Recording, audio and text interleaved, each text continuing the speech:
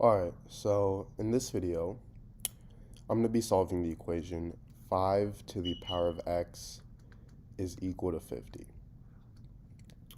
So to first start with this problem, let's test different values of x. So if x is 1, then I get 5 to the power of 1, which is equal to 5, and this is too low. Now if x equals 2, I get 5 to the power of 2, which is 25, and this again is too low. Now if x equals 3, then I have 5 to the power of 3, which is 125, and this is way too high.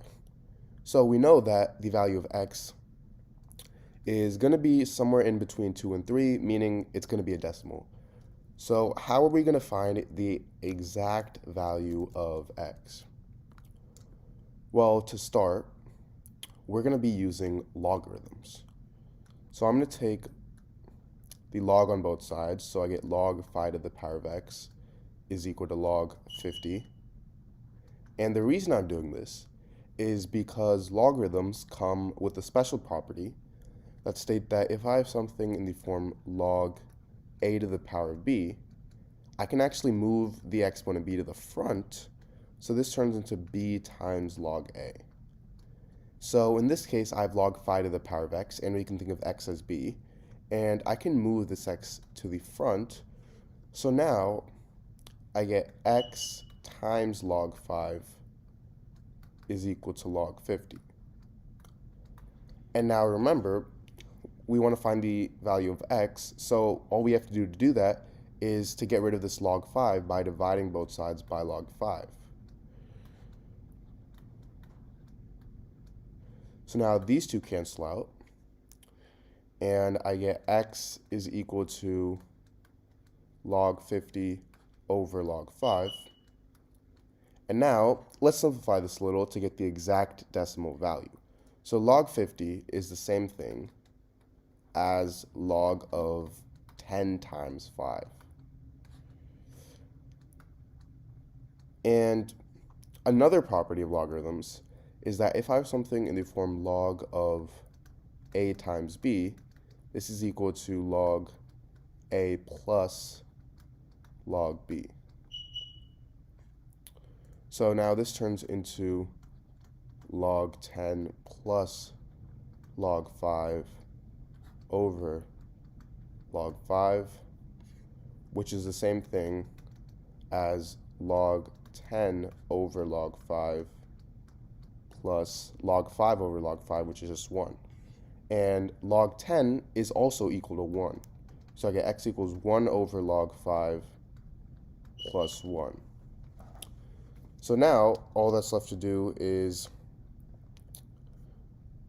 do 1 divided by log 5 in my calculator. So I get x is equal to 1.431 plus 1, which is equal to 2.431. So this is my answer.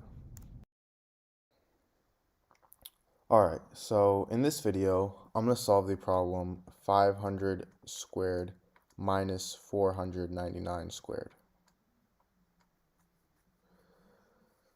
So, to solve this, what I'm first going to do is rewrite this as 499 plus 1 squared minus 499 squared.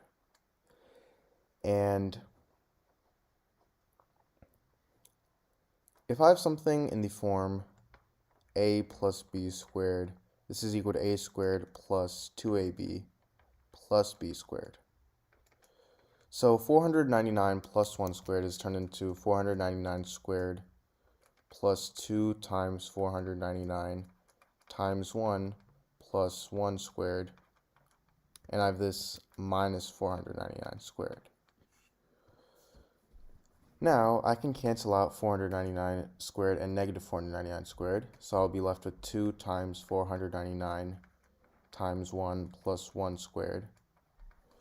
2 times 499 is 998, times 1 is just 998, and I have this plus 1 squared, which is plus 1, and this is equal to 999.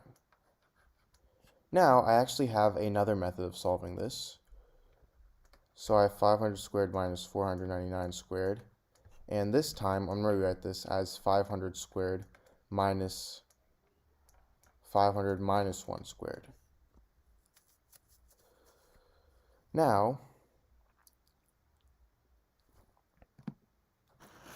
if I have something in the form a minus b squared, this is equal to a minus b times a minus b, which is equal to, if I factor this out, a squared minus 2ab plus b squared. So this is going to turn into 500 squared minus 2 times 500 times 1 plus b squared, which is 1 squared. So these two cancel out. However, this is actually going to be in parentheses. So the negative sign distributes.